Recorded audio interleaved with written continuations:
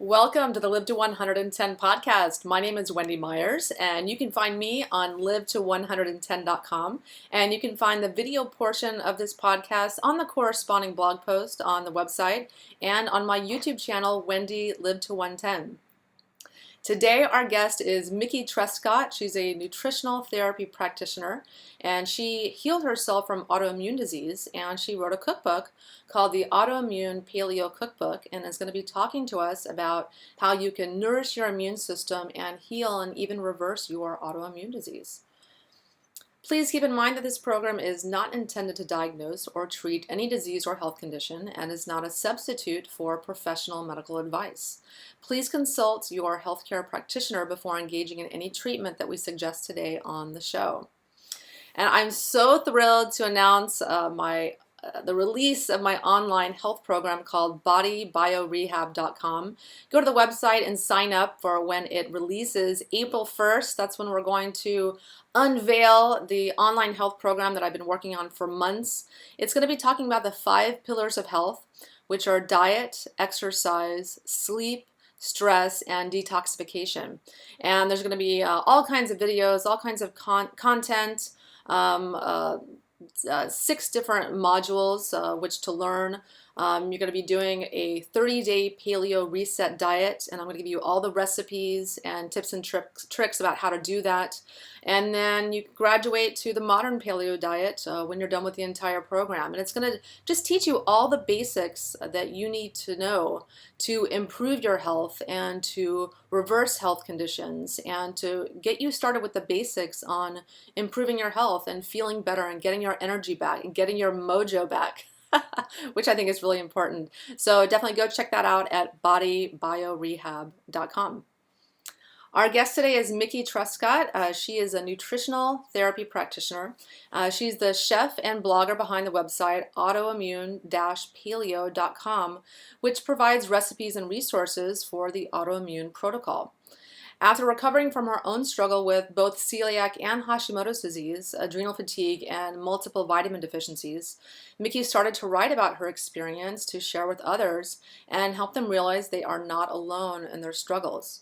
She's a certified NTP by the Nutritional Therapy Association and is the author of the Autoimmune Paleo Cookbook, a guide and recipe book for the autoimmune protocol. Mickey is also on the board for Hashimoto's Awareness, and which is a support and advocacy group organization for autoimmune thyroid disease. She recently moved to Willamette Valley, Oregon to start a homestead with her husband. Mickey, thank you so much for coming on the show. Thank you for having me. I'm really excited to be here. Well, why don't you tell the listeners a little bit about, about yourself and your story? Yeah, so I was diagnosed with 2 autoimmune diseases, both celiac disease and Hashimoto's disease, about 3.5 years ago. And before that, I really hadn't had any health complaints. I had been vegan for about 10 years, and I really believed that a plant-based diet was the best for staying healthy, and I was very active, and so my world kind of all came crashing down, and I got these autoimmune diagnoses, and surprisingly, I didn't feel better on a gluten-free diet, which was the biggest prescription by my medical professionals. They said, go gluten-free, you have celiac disease, your thyroid labs are normal despite having antibodies, and in the months following my diagnosis, I continued to get worse. I started having some neurological symptoms. I had pleurisy, which is a symptom of lupus, and so there was this period where I really felt like my autoimmunity was progressing. And so that's really where I found dietary change. And I started to learn about ancestral health and ancestral nutrition and paleo, and I made the 180 from vegan, and I really have not looked back. Was that hard? Yeah, it was so hard, and I think that I would ever have been able to do it if I hadn't been totally bedridden and not able to function. It was a decision that I made that was just for my health, and it went against everything that I believed at the time, but it was the thing that got me better. So. Yeah, I'm right there with you because I was vegetarian and then vegan it was only a couple years, and I only had very mild symptoms. I had some fatigue and trouble losing weight. I thought, oh hell no. As soon as I realized my diet was causing, contributing to my mild health issues, I made a really quick turnaround.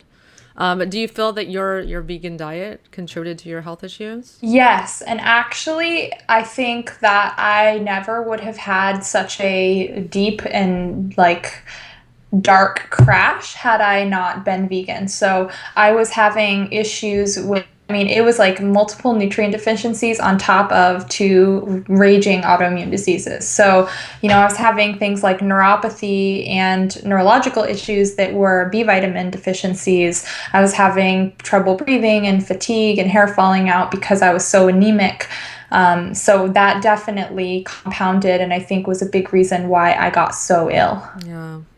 So why don't we talk a little bit about, for any listeners that maybe aren't totally familiar with what is autoimmune disease? Yeah, so simply autoimmune disease is when your immune system attacks your own body. So in my case, my thyroid is attacked by my own body and my small intestine. And it can happen to any organ in the body, any system. So there are skin autoimmune diseases, there are endocrine autoimmune diseases, there are neurological autoimmune diseases. So, there's over 100 of them. We're very familiar with some of them and not with others, but they all do have a link in leaky gut. And so that's why food is so effective at helping manage autoimmunity, is because it directly affects the gut. Yeah. Yeah. And so what is leaky gut? Can you explain a little bit about that and how that contributes to autoimmune? Because I believe it has, you have to have leaky gut in order to have an autoimmune. Yeah. And they've scientifically shown that leaky gut and autoimmunity go hand in hand. So leaky gut is basically when the intestinal barrier of the lining of the small intestine, which is supposed to keep viruses and bacteria and out and let nutrients in, it becomes leaky and it becomes too permeable. And so those, not only those virus, bacteria, and everything can kind of get into the immune system and cause problem, but larger proteins and undigested foods. And so this is where certain foods can really irritate people that have this leaky gut. And so those are the foods that we remove on an autoimmune protocol that generally get people on track to feeling a lot better. And are there any other causes of autoimmune? Yeah, so there are tons of theories. I don't think that there is really one cause to autoimmunity. I think it's a combination of diet and stress, genetics, toxin load, like I said, infectious. There's a lot of different theories, and from what I have learned, I think that it's just a combination of us eating food that's unsuitable for us, plus being in a toxic environment. As our generation by generation, our world has changed so much that now we're very susceptible to diseases like autoimmune diseases. Yeah. Yeah, and so how can you heal this disease? Can you heal it permanently? I know I have clients that they get rid of their Hashimoto's and other autoimmune diseases, so we know that it can be reversed. Were you able to reverse your autoimmune? So it depends how you define that. I'm very cautious using the words reverse and using the words cure. I don't live with many symptoms, although if I step off track or if I get extremely stressed out, start not sleeping, I will experience symptoms, or if I get glutened, or if I have dairy or a few foods. But for the most part, I live a really active, healthy life. I'm able to be very focused and productive at work. I really don't have a lot of health complaints, and I do take medication. I have taken medication through the whole thing. So, for some people, they might say that that's not success unless you're medication free, but I really think that living vibrantly, happy, healthy is the goal. That's how I feel. And so I do think it's possible to reach this point, and it might take a while. There's a lot of underlying issues that people might have to explore. But yeah, there's always something someone can do to improve their situation. That means it goes away. Yeah. Did you do any detox protocols to reduce your toxin load? A detox protocol actually put me in the hospital. Oh, no. So I went to a naturopath originally when I got my diagnosis, and that was the first they did. And I was so weak at that point, my body was just not strong enough to do detoxification. I've been very scared of it since. I am compound heterozygous for MTHFR, so I know that I have some issues with methylation. I take a couple supplements, but I'm very conservative in the way that I deal with that kind of stuff because I know how powerful herbs and supplements can be, and I know how it crashed me once before. So really how I feel about detoxification is that our bodies have this innate ability to detoxify. And so supporting that by not overburdening ourselves with toxins and eating a really good diet full of these nutrients that we need in order to detoxify is good enough for most people unless they have a specific issue. Yeah.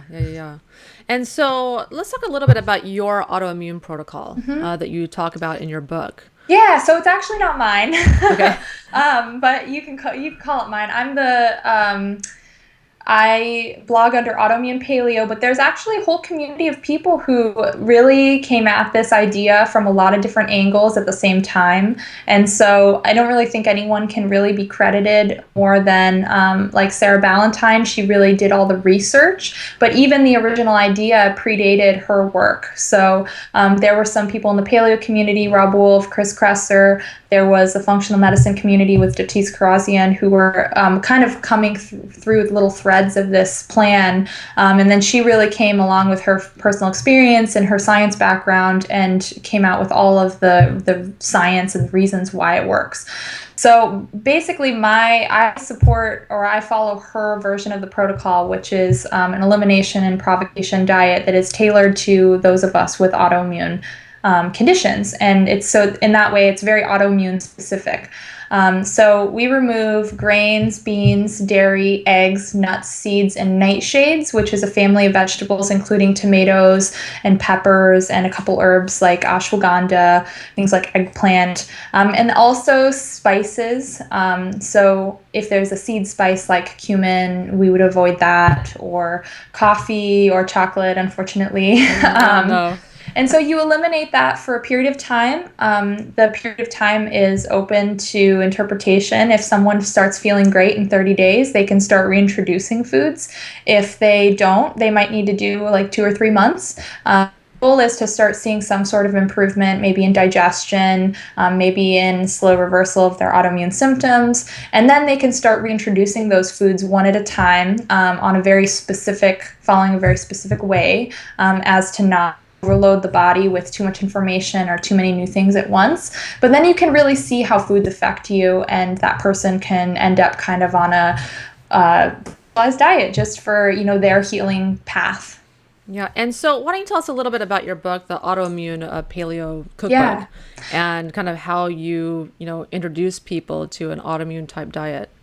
Yeah, so with my book, I really wanted to eliminate any excuse that anyone to not be able to do this diet. It is very restricted and there aren't a lot of resources, or there weren't. Now there are starting to be a lot more. There's almost 50 bloggers, at least that I know of, that are writing about this. But at the time that I wrote it, there were no recipes, there were no meal plans. So really, my book has over 110 recipes that are all suitable for the strictest phase of the elimination diet. They're all delicious.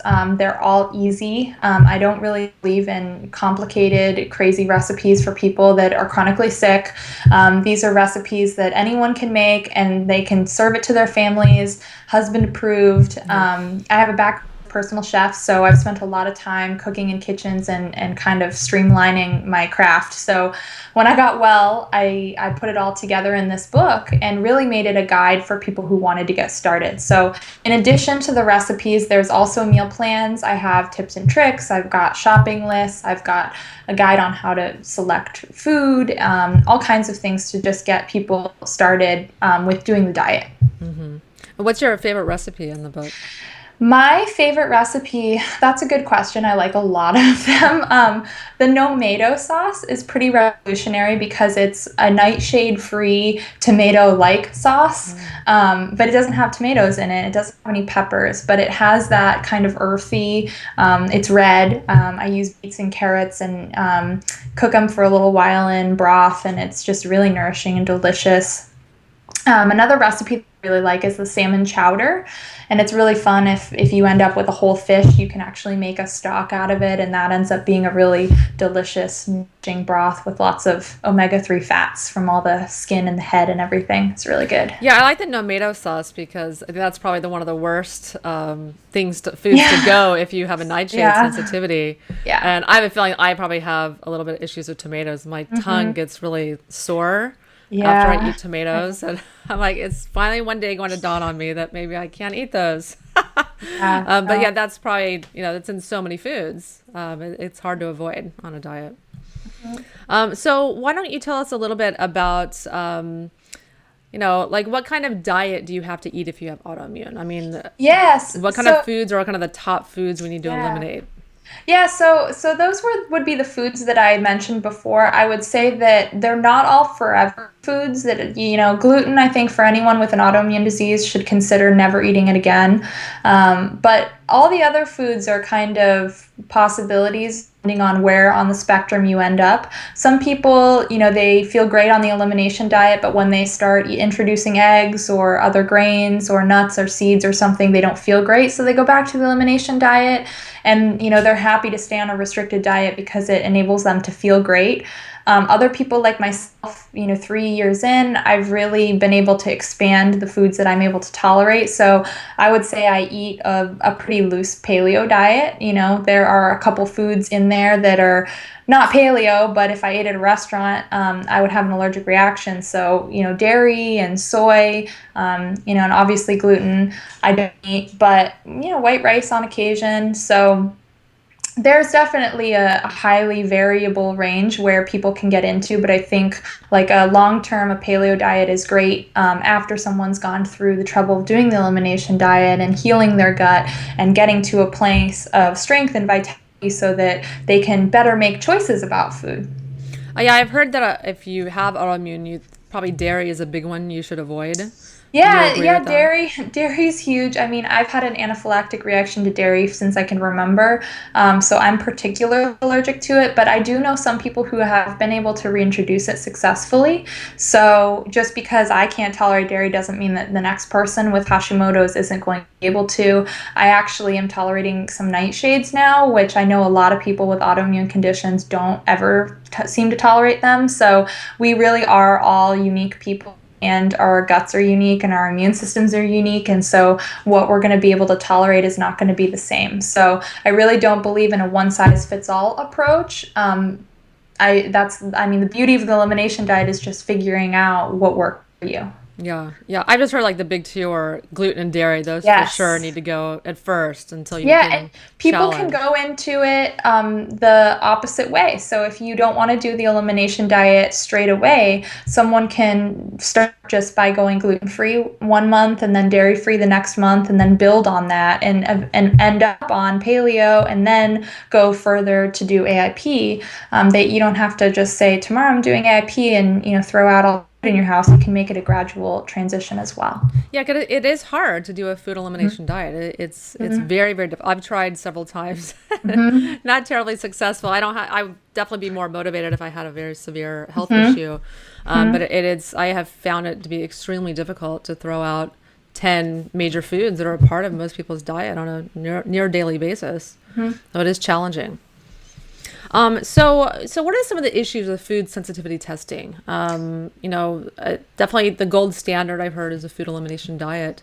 So have you done food testing before? So I actually have not done food testing, and I have worked with some clients in my nutrition practice who have come to me with those tests. And what I've found is that sometimes they do seem to line up with true allergies. So where someone says, I know I'm allergic to dairy and I got this test and I was allergic to dairy. But then I've had people say, I'm allergic to dairy and I got this test and it didn't come up, but I know I'm allergic to dairy. So I think, they have been a source of confusion for people. Not that I don't think that they're accurate, but I question the kind of, like, people tend to take them in a very black and white way. They tend to say, oh, well, if gluten's on there and it says it's fine, then I guess I can eat gluten. even though we both know that for someone with an autoimmune disease, like gluten is probably the last thing they should be eating. So, their information, and what I usually tell people to do is if they want to, they can add whatever comes up on their food sensitivity test to an elimination diet. But having something clear on a food sensitivity test doesn't necessarily mean that they don't need to eliminate it during the autoimmune protocol. Yeah. And that means like if they are motivated to heal, if they're not feeling terrible, then they can do whatever they want. But if they are motivated to get better and they want to go through the process of the elimination diet, a piece of paper saying eggs are okay is not going to change the protocol. Yeah. I've heard that there is issues. Even the best test, I think, is the mediated release test, and even that only has a 93.5% reliability rate. Yeah. And the other tests are worse. It can be as worse as 30%. And reliability. And another thing to remember too is that our bodies can tolerate things different depending on how, like, our mood or our situation. So if we're relaxed and we're on vacation, we might have a different experience eating the same food than if we're stressed out or eating on the run. So then that's something that I don't think a blood test can really pick up. So when you have the experience of eliminating a food and then reintroducing it, you really start to feel in your body when something affects you, and kind of information and being able to guide yourself is really priceless. Yeah. And I've heard like a food sensitivity testing is maybe a nice place to start, if you can afford to do it. If you can't do a food elimination diet, but testing can be a nice place to maybe test to as a starting point to do a food elimination diet, so that you can see foods that you may be surprised that you need to be eliminate. Yeah, I agree with you. I think that it could be a good place to start, but a lot of people also, once you've done the elimination diet, or you've started with a food sensitivity testing, you don't want to then be reliant on trying to test or doing that blood test to see if something has changed. You want to be able to feel in your body like, okay, now I feel like I can tolerate eggs, not now I need to go get a $500 test so that I can eat eggs again, or Exactly. see. So just having that intuition, I think, is a lot more powerful than being reliant on the blood test. Yeah, because you do. I mean, every person, they have to learn to listen to their bodies and how their body And as a reacts. culture, we don't want to do it. Like we just want someone to tell us like what's right for us. We want rules. We want it to be black and white, but our bodies they're not like that. We're all so different. It's hard to make those kind of recommendations. And that status changes. When you do a food sensitivity test and you're sensitive to eggs, when you start healing your body and stop that immune attack that you're kind of draining your body's resources, and you're healing your adrenal glands, you're healing whatever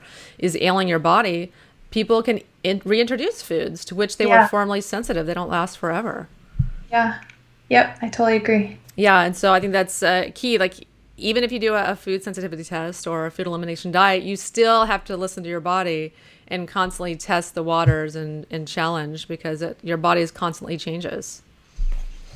So let's talk a little bit about a question that I like to ask all of my guests. What do you think is the most pressing health issue in the world today? Well, that's hard because I'm kind of biased. My world is an autoimmune world, and it is really troubling, the statistics now. The Autoimmune Related Diseases Association says that there may be up to 55 million Americans or more from autoimmune disease. And so that's massive. It's growing. It's on the rise. And our Western medical system doesn't really have a lot of options for fixing it. So I do think that it's a really big issue, and the solution is not simple. The solution is not just diet.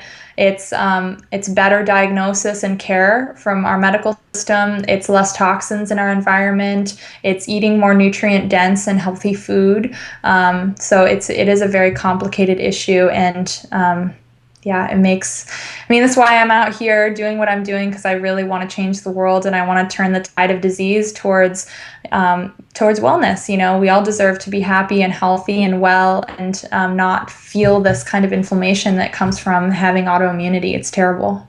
Yeah, I have read that autoimmune is the fastest growing subset of diseases in the world. It's a huge, huge growing problem.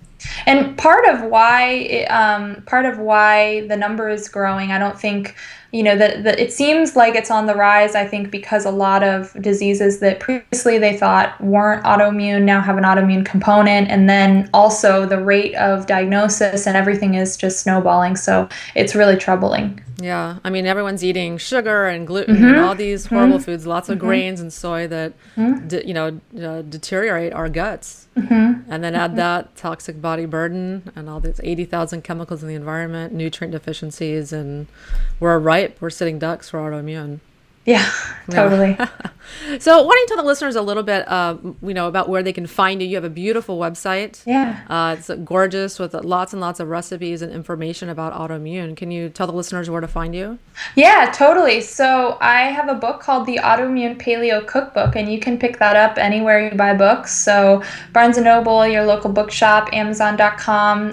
That's the book that I was talking about before. It's tons of recipes, meal plans, just basically a complete guide to starting on the autoimmune protocol. But if you don't want to spend the $20 to buy the book, everything's for free on my website. I really don't believe in having everything be for a fee. I want to help everyone wherever they're at. And so there's over 100 recipes, which is about the same amount that you'll find in the book, and they're all unique. So those are all on the website. It's autoimmune-paleo.com. I also have free cooking videos on my YouTube channel. So that's youtube.com/autoimmunepaleo. I have a 90-minute batch cooking session. And then if you subscribe to my email list, I do a 2-week free meal plan. All the recipes are included and everything. So really aren't any excuses for anyone to not get started if you're interested. And I'm on Instagram, Mickey Trescott. I live on a farm here in Oregon, and my husband and I are kind of starting to build a homestead and raise chickens and goats and stuff like that. So if you want to follow that part of me, Instagram's the best place to connect. Oh, that sounds wonderful. Yeah. I want to have like a little homestead where I'm having chickens and things like that. It's awesome. Being able to take chicken breaks is like the best stress relief ever. Yeah, and so you just went on a book tour as well, right? Yep. So I did first leg on the West Coast, and we're about to do a Southwestern tour in April. I'll be announcing those dates in, I'm doing Utah, Colorado, and Arizona and Texas, and that'll be in April. Okay, great. Yeah, so anyone who lives in those areas can stay tuned. Yeah, and everyone, go check out her site, autoimmune-paleo.com, correct? Yep. And you can, see her tour dates if she's coming to a town near you, and get your book signed. And Mickey, thank you so much for being on the podcast. Yeah, thanks so much for having me, Wendy. It was awesome. Yeah, and everyone, if you want to learn all about detoxification and how to heal your health conditions naturally, and my version of paleo, the modern paleo diet, go to my website, live-to110.com. And thank you so much for listening to the Live to 110 podcast. And go check out my new health online program called bodybiorehab.com. That's going to be launching April 1st. You can go sign up, and then I'll send you information about it as soon as it launches. Again, thank you so much for listening to the Live to 110 podcast. Well, relative to the book that I wrote, Got Cancer, Now What? For the newly diagnosed, I myself am a cancer survivor. So during the process of trying to get rid of it, I decided to write a book to help others. And I'm completely cured. I was diagnosed with 2 different types of cancer at the same time. So I hit the lottery. And rather than look at it from a negative aspect, I decided to put a positive spin on it. And so as a result, I think it was very, very helpful in curing both my cancers. Yeah, your desk thing broke behind you. I know, I was trying to Oops. I taped it. Everything's falling apart. Because otherwise it could. Ugly, right? Oh, it's fine. I don't think anyone cares. Yeah, so that's amazing. That's an amazing story. And I read that you were actually in stage 4 cancer when you were researching and writing your book. Can you tell us a little bit about that? Right. Well, the chronic lymphocytic leukemia was very serious. And when I was initially diagnosed with it, they said, oh, you'll probably live into old age with it. But because of stress in my life, instead of it just staying where it was, it decided to accelerate, and at quite a rapid pace. So before I knew it, there I was with stage 4. And I had to make a lot of really important decisions about my treatment, particularly when I was diagnosed with them both at the same time and the breast cancer was there. So rather than listening to my oncologist relative to the treatment protocol that he wanted to give me, I started doing a lot of research. And I decided that, no, I'm not going to go really aggressive with it, because if I do, it could accelerate the CLL. And the protocol wouldn't address the CLL. It was only going to address the breast cancer. So I decided to just have surgery, have the lump taken out, and then I did alternative complementary medicine for 8 months. And it was really, really hard because it was life-changing. I had to change my diet. I had to change my lifestyle. Everything that was chemical related came out of my house.